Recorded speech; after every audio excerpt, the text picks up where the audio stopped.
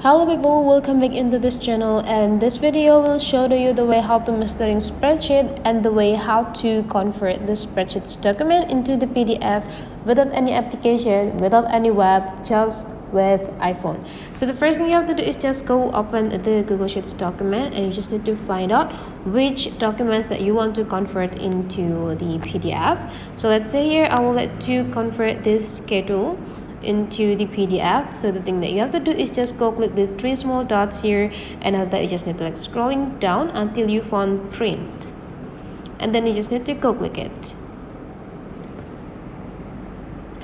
and you just need to wait, and after that you just need to go click this share button right here and go click copy. And after you're done copying the documents, now you just need to go home and back into your home screen and go click the files and find out the folders that you want to place the documents in. And after you found it, you just need to go click and hold the screen, and after that you will see there are several options here, and then you just need to go click paste. And now you already got this document in a PDF form. So that's the way how to convert the Google Sheets documents into PDF only with iPhone. Hopefully this tutorial today is useful for you. So I'll see you for the next video.